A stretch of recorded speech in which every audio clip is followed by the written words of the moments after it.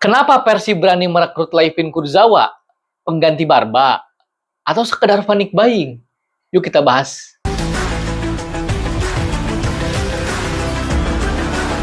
Bobotoh, nama Layvin Kurzawa ramai diperbincangkan. Setelah kemarin rumornya akan bergabung dengan Persib, kabarnya hari ini sudah deal dengan Persib dan tinggal tanda tangan kontrak.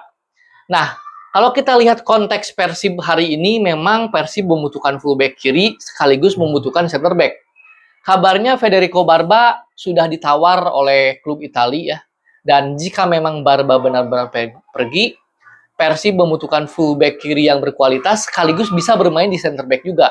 Nah, dan sosok itu dimiliki oleh Kurzawa. Kurzawa bisa bermain di 3 posisi, center back, back kiri, dan gelandang gitu loh. Jadi sebetulnya secara kualitas bisa jadi ini upgrade dari Barba. Tapi secara resiko juga besar, karena ini pemain, kalau lihat di track record, cederanya cukup sering ya. Cederanya cukup sering, dan juga memang secara match fitness ya mungkin kurang baik ya. 6 bulan dia tidak bermain di klub sebelumnya, dan juga tadi usia 33 ya, kurang lebih sama dengan Barba lah.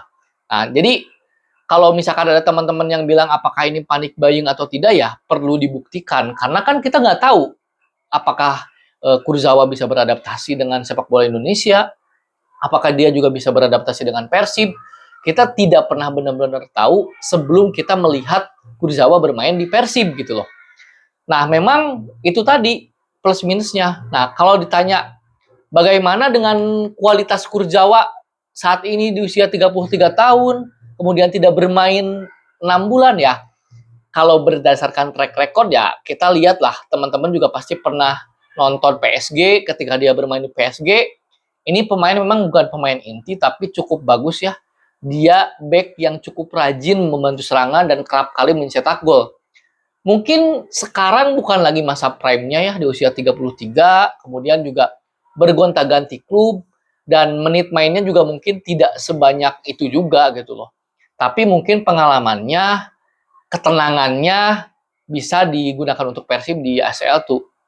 Nah, kenapa Persib penting untuk mencari pengganti Barba? Meskipun konteksnya sekarang Kurzawa ya. Karena begini teman-teman, kita punya Julio, kita punya Matricardi, dan kita juga punya center back lain. Tapi menurut saya tidak ada satupun center back Persib sekarang yang bernaluri seperti leader ya.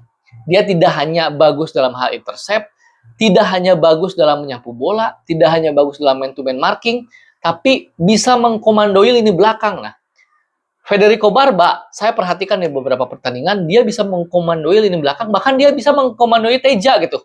Sehingga kerja Teja itu mudah. Ketika build up, Barba yang melakukan build up, kadang dia long ball, kadang dia oper ke tengah, dan lain-lain. Jadi, Barba ini memang bisa dibilang bermain menggunakan otak. Nah, Kurzawa ini mungkin ya menurut Bojan Odak diharapkan bisa menggantikan peran dari Barba dengan segudang pengalamannya, bermain di Liga Champions, bermental juara. Nah, itu yang diharapkan Persib dari seorang Kurzawa. Jadi kita asik-asik aja, silahkan teman-teman juga bisa diskusi di kolom komentar. Tapi sih saya harap ya, diskusinya itu sehat aja gitu loh.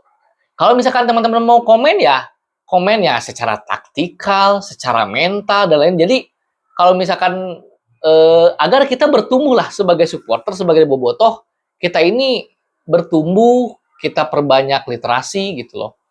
Jadi kita tunggu aja kabar resminya, mudah-mudahan jadilah daripada nggak sama sekali kan. Sambil menunggu kabar pemain lain dan menunggu yang hatur nuhun atau yang welcome lainnya. Ulasan bola undur diri dan salam olahraga.